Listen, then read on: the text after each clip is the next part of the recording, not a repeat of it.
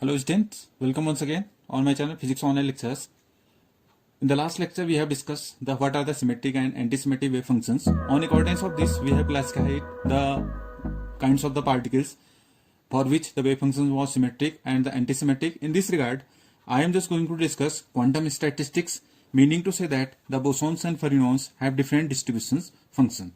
As you are aware of the fact that the Maxwell-Boltzmann distribution functions, you can just say this holds for, we have earlier discussed that holds for a system of identical particles. As we have discussed here, it holds for a system of identical particles, and simultaneously these particles can be distinguished one from another, and we have seen that the particles are distinguishable in the sense that why they are distinguishable, because of the fact that their wave function doesn't overlap. You can just say that where wave function is not going to be overlap. Their wave function doesn't overlap. So in this regard, for example, we have earlier discussed that these molecules of a gas fit this discrimination and they obey this Maxwell-Boltzmann statistics, or you can just say the Maxwell-Boltzmann distribution. Now another one, suppose if the wave function is going to overlap, then what you can just say, the situation changes because the particles cannot be distinguished. In this case, if the wave function is going to overlap, then you can just say we are not able to distinguish the particles. Now in this case, then the particles are said to be, in this case you will just say them the indistinguishable. Now the particles are indistinguishable because their wave function is going to be overlap. Now although they can be counted, but they cannot be distinguished. So this quantum mechanical consequence of indistinguishability of the particles for the system of the particles with overlapping wave functions falls into mainly two categories. There are two categories for the particles for which the wave function is going to overlap. First, we can just say the bosons. The first class of the particles are called the bosons. Bosons, as you are aware of the fact, when we discuss about this spin they have zero or integral spin. As we have earlier discussed also, these have the zero and integral spins, and bosons do not obey, you can just say, exclusion principle. Bosons do not obey Pauli exclusion principle, which suggests that no more two particles can be in the same quantum state. So Pauli exclusion principle is not obeyed by the bosons. Pauli exclusion principle is not going to be obeyed by these bosons. And we have earlier seen that the wave function for the system is not affected by the exchange of the particles of any pair of them. If we exchange the particles of the pair of them, wave function is not going to be affected. Wave function remains unaffected by the exchange of the particle, you can just say them. And the one, that's why, because the wave function remains unaffected by the exchange of particle, they are said to be the symmetric particles. That's why they are called they have the symmetric wave function. In more correct word, you can just say that they have the symmetric wave function. Any number of the bosons is meaning to say that, as I have earlier told you, they do not obey the Pauli exclusion principle. So any number of bosons can exist in the same quantum state. Can exist in same quantum state. You can just say it. Any number of the bosons, this can exist in same quantum state. Now this is the one class of particle we have distinguished. And this is called the fermions. And the one is called the fermions. Now what are their spins? Spin is, you will just say them, odd half integral spin. Odd half integral spin, meaning to say that spins with 1/2, 3/2, 5/2 and so on, they are called the fermions. Now fermions obey the Pauli exclusion principle. Now here they obey Pauli exclusion principle is to be obeyed by the fermions. What is that? Now if they are obeying, then only one particle can be in single quantum state. Here In the case of the bosons, there was no restriction on number of particles. Any number of the bosons can exist in the same quantum state, but only one particle can exist in the same quantum state. And now you are aware of the fact that if we exchange the number of fermions, then it changes the sign. Now, because of this wave function changes, or you can just say reverses the sign upon exchange of these particles. Now, a wave function which reverses its sign upon the exchange of the particle is said to be the anti-symmetric wave function. So, you can just say the fermions have the anti-symmetric wave function because it reverses its sign upon the exchange of the particles between them. And I have earlier told you only one fermion can exist in a particular quantum state. Now, we shall see the difference. All this makes in the probability this F epsilon that the particle state of this energy is occupied. Now we shall see here the difference. All this makes in the probability. This F epsilon, this is the energy. You can just say a distribution function with respect to energy, that a particular energy with particular energy E is going to be occupied. Now for this, we are just going to consider a class of two particles. Either you are just consider two, let we have the two particles, assign them by 1 and 2, like in the wave function of the discussion of the symmetric and anti-symmetric, we have discussed with the taking two particles and two quantum states. Similarly, we are also going to discuss here in the same consequence that we have two particles, and similarly we have two quantum states here. We are assigning them by A and B as well. In the previous case of the discussion of the symmetric and anti-symmetric wave functions, we have the same order of the particles as well as the same quantum state we have taken. Now here we are taking the particles by assigning them by 1 and 2, or labeling the particle 1 and particle 2, and in the two quantum state we are labeling the one quantum state by A and another quantum state by this B here. Now when the particles are, you just say when the particles are distinguishable, when the particles are distinguishable, then there arises the two possibilities for occupancy of the state. Now their wave functions can be like this psi A1 here. Now we have this wave functions for this quantum state. This is here for first particle, and in the quantum state B, the second particle is in the quantum state B. And these are respective what are psi A1, psi B2. These psi is the corresponding wave functions for the particle.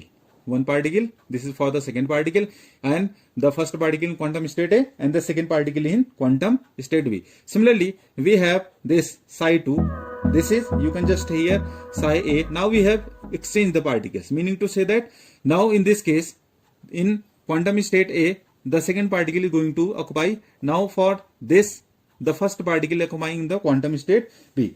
Although when the particle, now this is the situation when the particles are distinguishable. Now you can just assign them. Now when the particles are, you just say when the particles are not distinguishable. What is meaning to say by not distinguishable?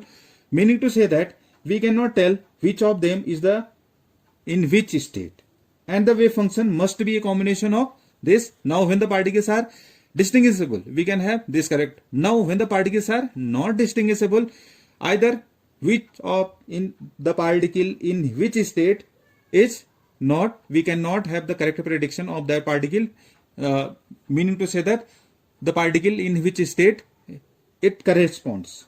Now you can just take a combination of these two wave functions, meaning to say that now we will just take a linear combination, as in the earlier case we have taken here a linear combination of this psi 1 and psi 2, because there is equal probability of this particle to be remain in either in this state or in the second wave function.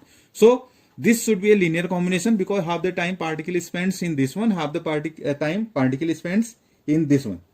Now if means they are equal with equal probability, you can just say with equal probability. Now for if the particles are bosons, if you discuss if the particles are bosons, so for the bosons I have already told you the symmetric wave function is going to be followed for the case of the bosons. Symmetric wave function. Now this symmetric wave function can be written with the help of this. You just say for this bosons, I just write here psi b because of the fact that I am discussing for the case of the bosons. It can be written as 1 upon root 2 this psi a1, this psi b2 plus this is psi, this is a2 psi b1 here. Now this is the corresponding, you can just say symmetric wave function, and 1 upon root 2 I have earlier discussed you that it is the normalization constant.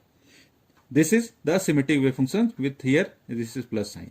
And another one, if they are suppose fermions, and fermions I have already told you this corresponds to the anti-symmetric wave function, and for this case anti-symmetric wave function, this psi f you just say here, you will just write 1 upon root 2 times of this psi a1 psi b2 minus times of psi a2 psi b1 here. So this is corresponding to anti-symmetric wave function, and I just writing here 1 upon root 2 is because the wave function is normalized. For you can just say for normalized wave function 1 upon root 2 factor is coming in the above two equations. Here this psi b either write by the symmetric wave function for the bosons or fermions, we have anti-symmetric 1 upon root 2 factor because the wave function has to be normalized for the correct prediction.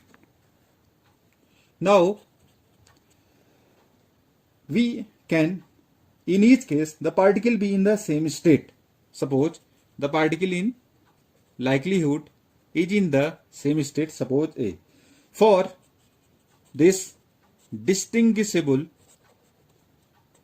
particles, for distinguishable particles, this both psi 1 and psi 2, this becomes this, I am just writing here, this can be written as psi a1 and psi a2 because A and B are equal here. Both the particles are in the same quantum state because the particles are distinguishable. Now this will give a probability density. I have already discussed you what is the probability density.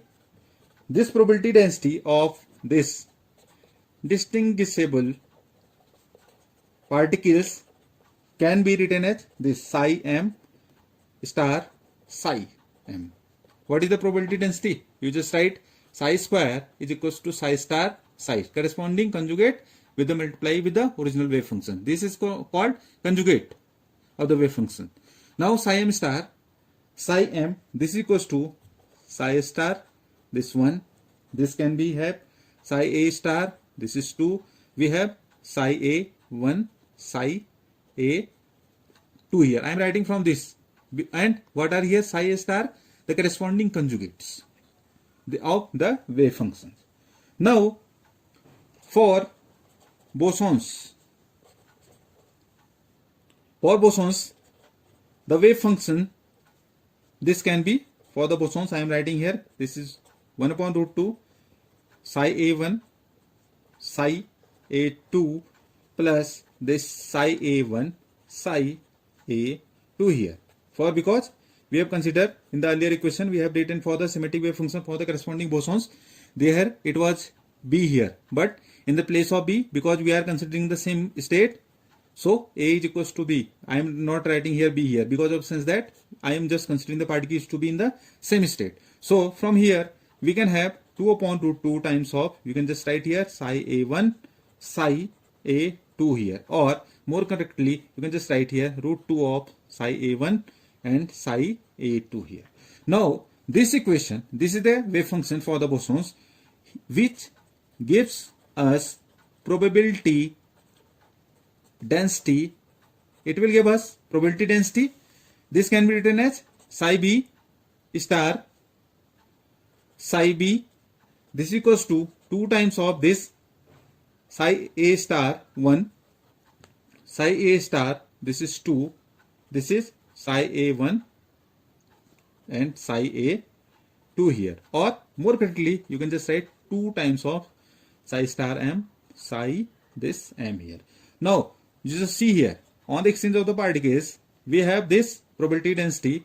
For the case we have discussed here, this is just twice, thus the probability of, now this is the probability density. And what does this signify? if you just consider this equation, it signifies that the probability that both the bosons in the same state is twice what is that for the distinguishable particle. For bosons, the probability density is twice of, because you are just seeing that. What is the probability density for that? This is the psi star, psi m. This is the probability density for distinguishable particles.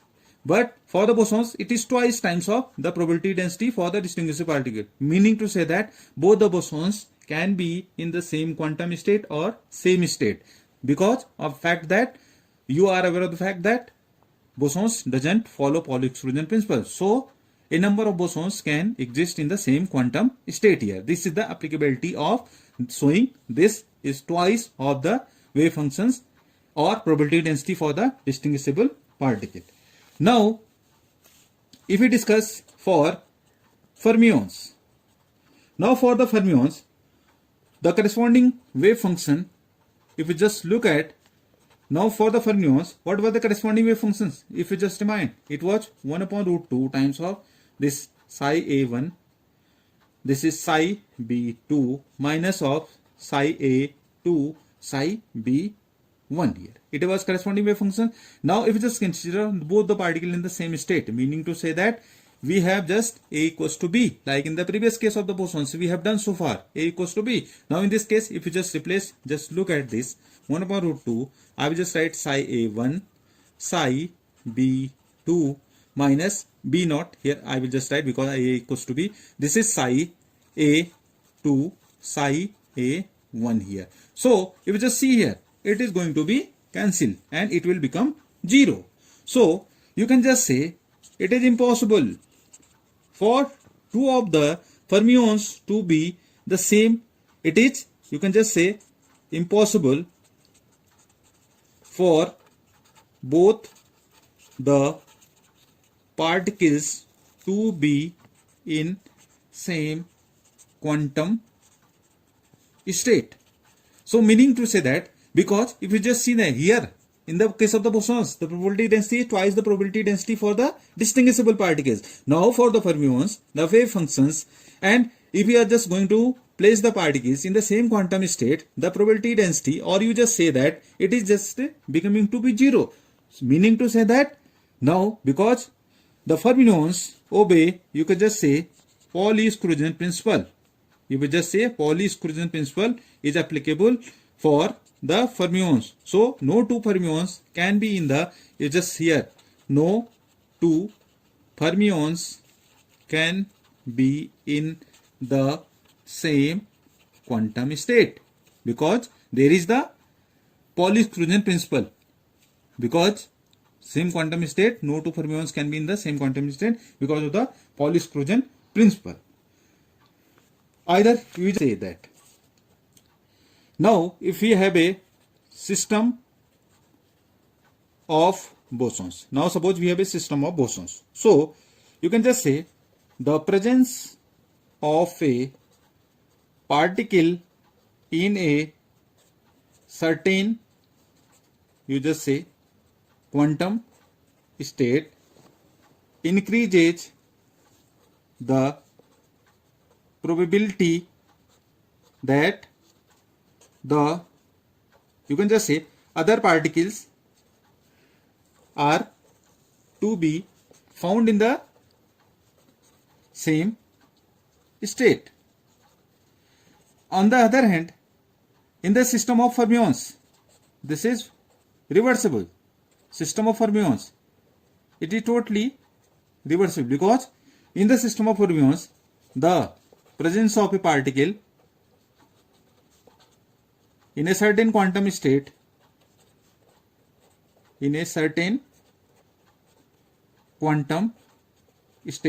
what is it?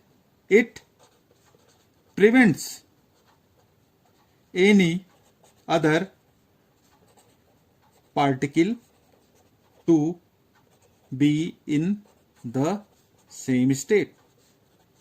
So, what is the basic difference between the fermions and the bosons? For the system bosons, if there is one particle, any other particle can go in the same state. Mean it increases the probability that the other particles to be found in the same state. Now for the system of fermions, you can just say it prevents a particle to be in the same state. It is just preventing the other particles to be in the same state.